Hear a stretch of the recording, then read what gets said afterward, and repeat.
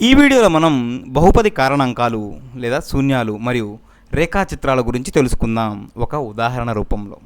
ఇంగ్లీష్లో దీనిని polynomial factors and graphs ఒక బేసిక్ ఎగ్జాంపుల్గా చెప్పవచ్చు. చూడండి, p(x) అనే బహుపది 4 భిన్న శూన్య విలువలు కలిగి ఉంది. క్రింద చూపిన రేఖాచిత్రాలలో y = p(x)ను సూచించే రేఖాచిత్రం గుర్తించగలరు. అవునా? ముందు ఇచ్చిన రేఖాచిత్రాలు చూడండి.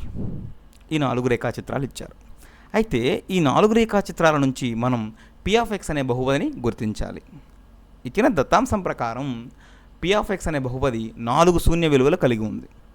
దానినే మనం మరొక రకంగా కారణాంకాలుగా కూడా చెప్పవచ్చు. అయితే మనకు తెలుసు కదా, ఏ బహుపదైనా ఎన్ని శూన్య విలువలు కలిగి ఉందో అన్నిసార్లు x అక్షాన్ని ఖండిస్తుంది. అవునా? దాని నుంచి మనం చాలా సులభంగా సమాధానం రాబట్టవచ్చు. ముందుగా మొదటి చిత్రం చూడండి. ఈ బహుపది ఎన్నిసార్లు x అక్షాన్ని ఖండించిందో గమనించండి. మొదటిది, రెండవది, మూడవది 3 సార్లు ఖండించింది x అక్షాన్ని. కాబట్టి దీని యొక్క శూన్య విలువ 3, 4 కాదు. కాబట్టి ఇది అయ్యే అవకాశం లేదు p(x) అనే బహుపది. రెండవ చిత్రాన్ని గమనించండి. ఇక్కడ ఎన్ని శూన్య విలువలు ఉన్నాయో 1, 2, 3, 4, 5. ఈ రేఖా చిత్రంలో 5 సార్లు ఖండన జరిగింది x అక్షం ఇచ్చిన బహుపది. అవునా? కాబట్టి ఇది కూడా అయ్యే అవకాశం లేదు.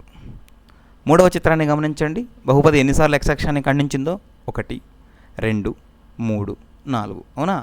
ఈ బహుపది 4 శూన్య విలువలు కలిగి ఉంది. కాబట్టి p(x) ఇది అయ్యే అవకాశం ఉంది.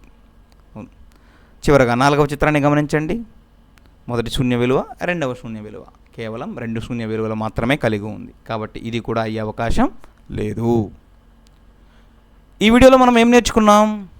బహుపది కారణాంకాలు లేదా వాటిని మనం శూన్య విలువలుగా కూడా చెప్పవచ్చు. మరియు రేఖాచిత్రాల గురించి ఒక ఉదాహరణ రూపంలో మనం నేర్చుకున్నాం.